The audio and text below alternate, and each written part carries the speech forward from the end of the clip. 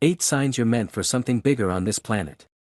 You are here to enable the divine purpose of the universe to unfold. That is how important you are. Eckhart Tolle, I've known since I was very young that I was destined for big things.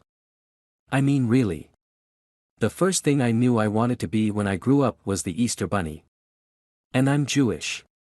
Now as you cut through your giggles, here's what I'm pretty sure I actually meant by that. I knew from very early on that societal constraints, shoulds, and rules didn't really mean anything.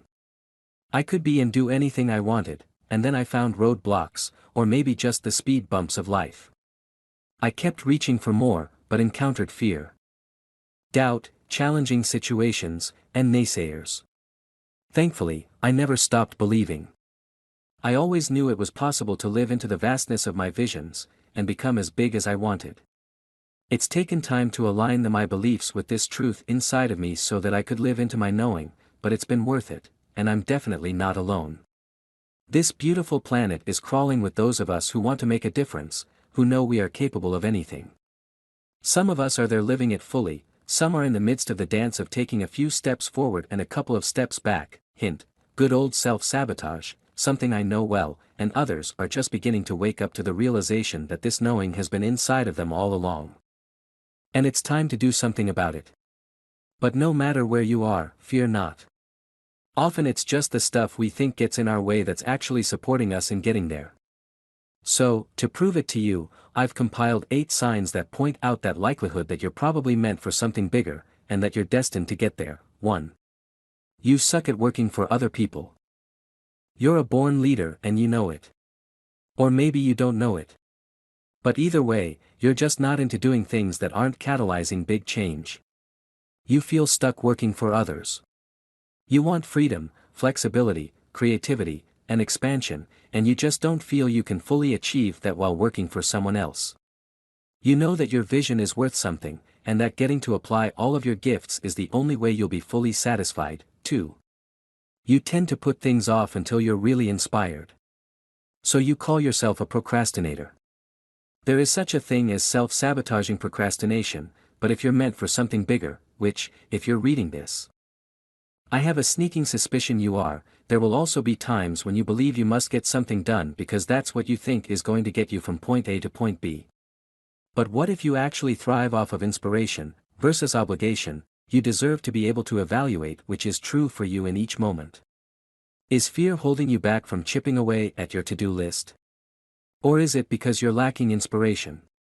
If it's the latter, trust that doing exactly what you're inspired to do is leading you to where you need to be. Often that inspiration knows more than we do about what's really possible. 3. As a kid you thought adults who wore suits and went off to work were crazy. You've always known somewhere deep within you that there was more to life than living a cookie-cutter, safe, pragmatic lifestyle.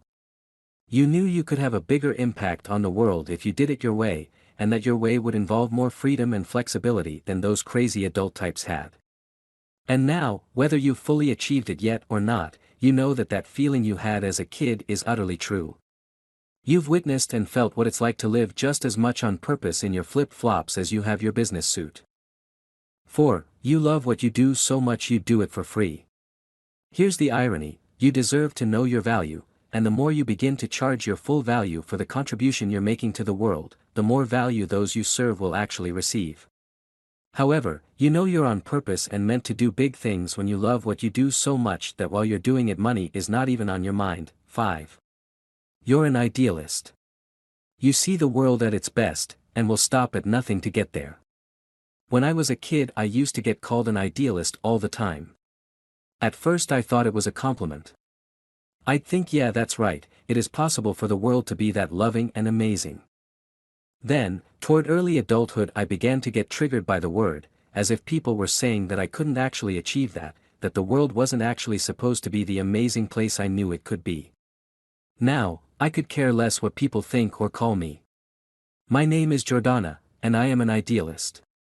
By living in my own little world of my vision and my creations, my personal world often actually appears as ideal as I know one day the entire world can be.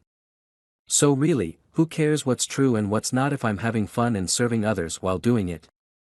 Being an idealist doesn't make you crazy, it makes you a creator. 6. You can't always say how you know things, but sometimes you just know.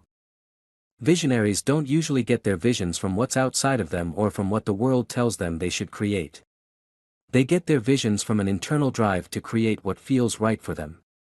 That knowing of what they need to create goes hand in hand with a knowing of all sorts of things. Call it intuition, call it gut feeling, call it spidey senses. If you are meant for something bigger in this world, that knowing will keep speaking up and asking you for what it wants. So really, creating big things is not an option when it's your destiny. At least, that's what I'm pretty sure your spidey senses would tell you. 7. You feel things. Big time. Most of the clients I work with you are meant for big things in the world tend to feel pretty deeply. You may not have been taught that it's okay to feel. You may have been taught, in fact, that your feelings will get in the way of being awesome. Well, let's reframe that. Sometimes our feelings are our truth. Your ability to be big and contribute to the world in a huge way is dependent upon your truth. So allow your feelings to show up, and to guide you to where you need to be. Your creations depend upon it. 8. You're more frustrated by having too many ideas than you are by not having any at all. You tend to get inspired easily. In fact, the more awesome your life becomes, the more inspired you become. But sometimes it's a bit of a conundrum.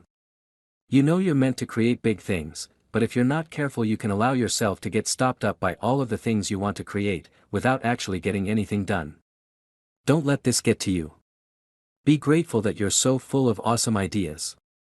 If you're not sure where to start or what to focus on, call upon some support. But don't let your plethora of visions within your vision get in the way. Be not afraid of greatness.